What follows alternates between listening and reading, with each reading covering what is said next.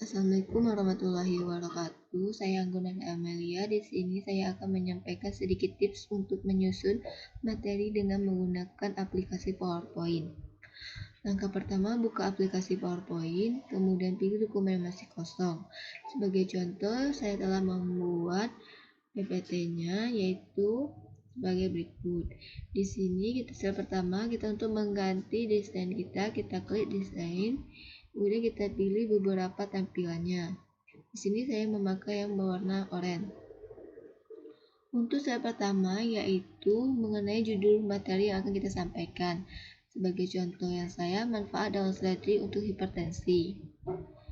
Untuk menambah slide kita klik new slide, kemudian dia akan berganti ke slide kedua. Di slide kedua itu kita mengenai tentang latar belakang.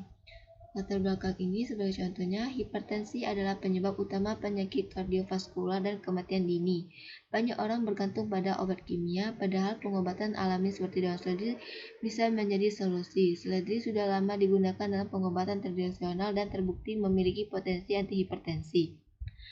Slide ketiga yaitu sama saja, untuk menambahkan slide kita klik new slide, begitu juga seperti yang lainnya.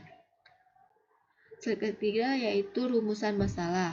Pertama, apa kandungan dalam daun seledri yang bermanfaat bagi penderita hipertensi? Kedua, bagaimana mekanisme daun seledri dalam membantu penurunan tekanan darah? Ketiga, sejauh mana manfaatnya dapat diterapkan secara praktis? Slide keempat yaitu tujuan kita mempresentasikan materi kita.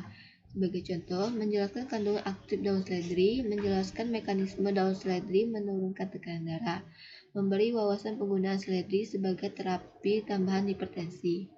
Slide kelima yaitu memasuki bagian isi, yaitu pengertian hipertensi.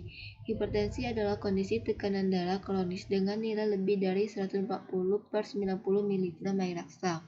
Penyebab multifaktor yaitu diet tinggi garam, stres, obesitas, dan genetik. Komplikasi serius meliputi stroke, gagal ginjal, dan serangan jantung.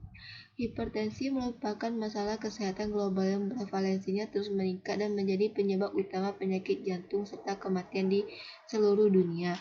Meskipun tersedia berbagai obat antihipertensi seperti diuretik, vasodilator, penghambat saluran kalsium, dan penghambat enzim pengubahan angiotensin, obat-obatan tersebut sering menimbulkan efek samping seperti edema, kram otot, ruam kulit, muntah, hingga gangguan fungsi ginjal. Efek samping ini dapat menurunkan kepatuhan pasien terhadap pengobatan dan menyebabkan tekanan darah tetap tidak terkontrol.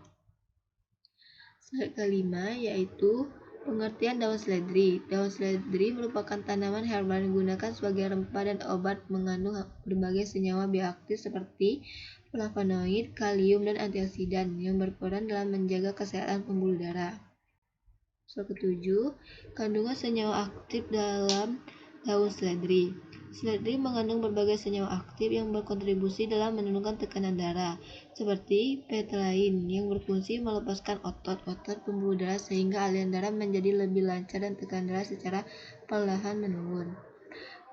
Selain itu, seledri juga mengandung flavonoid, vitamin C, apein, kalsium, magnesium, serta zat besi yang mendukung efek penurunan tekanan darah secara sinergis.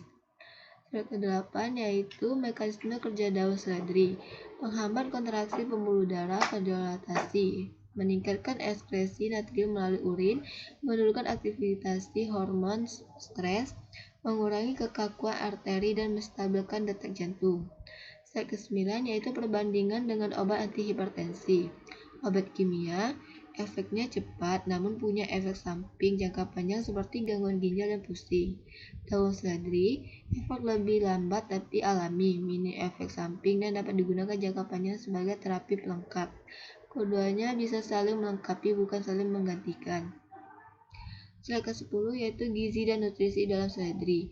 Rendah kalori, kaya air sekitar 95%, mengandung serat, folat, vitamin K, dan magnesium.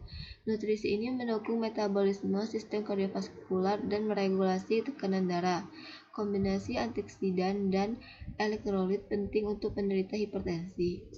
Manfaat gizi seledri dalam mencegah komplikasi hipertensi yaitu kandungan magnesium dan zat besi dalam seledri juga memiliki manfaat penting dalam menutrisi sel-sel darah, membersihkan lemak berlebihan dalam tubuh, dan membuang sisa metabolisme.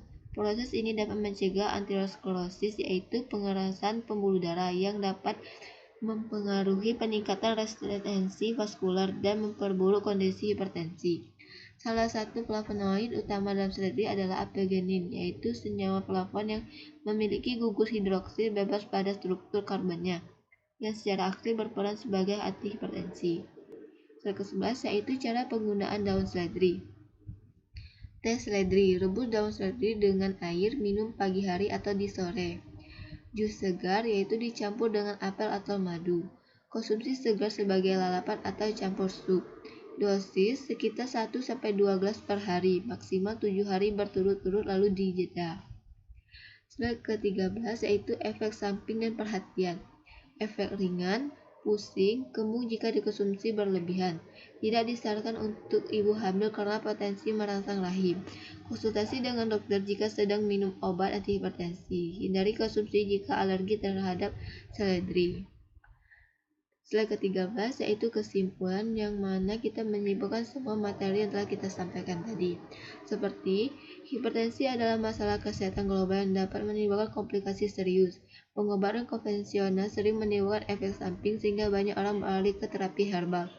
Seledri terbukti efektif menurunkan tekanan darah karena mengandung senyawa aktif seperti apigenin dan NBP yang bersifat vasodilator dan diuretik. Selain itu, kandungan gizinya membantu menjaga kesehatan pembuluh darah. Dengan efek samping minimal, seledri menjadi alternatif non-farmakologis yang aman dan potensial dalam penanganan hipertensi. Daun seledri mengandung senyawa aktif yang dapat membantu menurunkan tekanan darah. Mekanisme kerja alami mendukung kesehatan jantung dan pembuluh darah. Dapat digunakan sebagai terapi tambahan, bukan pengganti obat medis. Penting untuk memperhatikan dosis dan konsultasi medis. Slide ke-14 yaitu saran. Sosialisasikan pemanfaatan tanaman herbal seperti seledri sebagai bagian dari pengobatan tradisional. Masyarakat perlu diedukasi tentang cara penggunaan yang benar. Kombinasikan dengan gaya hidup sehat, diet rendah garam, olahraga, dan manajemen stres. Perlu banyak penelitian klinis jangka panjang. Ke-15 yaitu penutup. Kita bisa di sini kita tambahkan thank you atau terima kasih. Di sini untuk menambahkan foto kita bisa klik insert, kita pilih picture. Terus kita di sini bisa memilih foto yang akan kita tempel di slide kita.